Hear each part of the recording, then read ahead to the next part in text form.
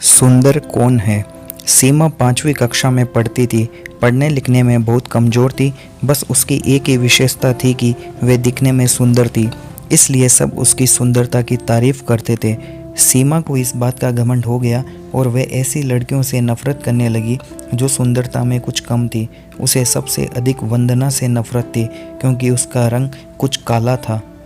वह हमेशा उसे काली बिल्ली कहकर चिढ़ाती थी, लेकिन वंदना का स्वभाव इतना अच्छा था कि वह उसे कभी कुछ न कहती। वंदना बड़ी भोली भाली लड़की थी, पढ़ने लिखने में बड़ी होशियार थी।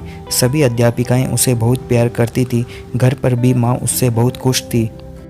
हर काम में माँ को सहयोग देती। सभी काम वह मन लगाकर करती थी।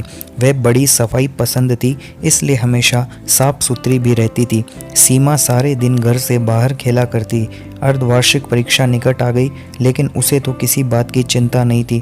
एक दिन सवेरे सीमा अपने घर से बाहर निकली। उसके पापा नई गेंद लाए थे, इसलिए वह बहुत खुश थी। वह सीधी अपनी एक सहेली दिव्या के घर गई।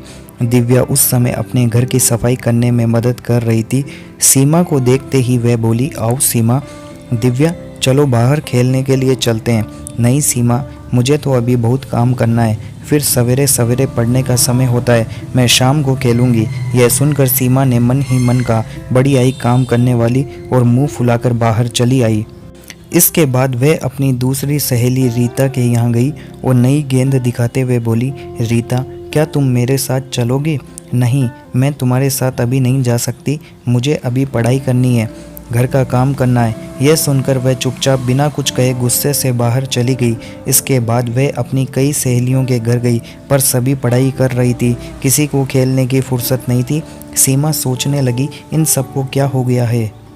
इन्हें तो बस घर का काम करना और पुस्तकें पढ़ना ही पसंद है। फिर कुछ सोचकर सीमा अपनी प्रिय सहेली नीता के घर गई, लेकिन वह भी उस समय पढ़ाई कर रही थी। सीमा ने उसकी पुस्तक बंद करते हुए कहा, क्या हरदम तोते की तरह पुस्तकें रटती रहती हो?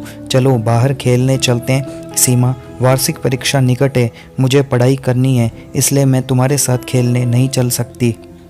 तुम भी अपने घर जाकर पढ़ाई करो, वरना इस बार फिर फेल हो जाओगी। सीमा उदास मन से लौटने लगी। तभी उसे नीता की आवाज़ सुनाई दी। वह अपनी माँ से कह रही थी, देखो ना माँ, सीमा सवेरे सवेरे खेलने के लिए आ गई। उसे पढ़ाई की बिल्कुल चिंता नहीं है। मैं अब उसके साथ नहीं रहूँगी। जब देखो तब वह अपनी सुंदरता की चर्चा करती रहती है। माँ, मुझे तो वंदना बहुत अच्छी लगती है। वह बहुत मेहनती है, पढ़ने लिखने में भी बहुत होशियार है, बस उसका रंग ही थोड़ा काला है। यह सीमा तो उस बेचारी को काली बिल्ली कहकर चिढ़ाती रहती है। यह सुनकर उसकी माँ बोली, नीता, सुंदरता रंग से नहीं गुणों से होती है। अच्छे गुण ही वंदना की सुंदरता है। सीमा इसके आगे कुछ न सुन सकी। वह चुपचाप अपने घर की ओर जा रही थी, लेकिन तभी रास्ते में केले के छिलके पर उसका पैर गिर गया और वह फिसल गई। वंदना अपने घर के बाहर खड़ी थी। उसने सीमा को गिरते हुए देखा तो तुरंत दोनों हाथ पकड़कर उसे बड़े प्यार से उठाया।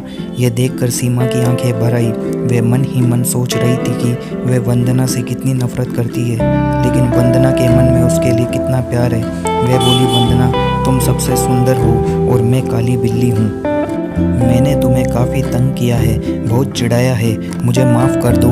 अरे भला सहेली से माफ़ी मांगी जाती है? सचमुच सीमा ने अपनी सुंदरता पर घमंड करना और वंदना को चिढ़ाना छोड़ दिया। इस कहानी से हमें यह सीख मिलती है कि सुंदरता रंग से नहीं गुणों से होती है।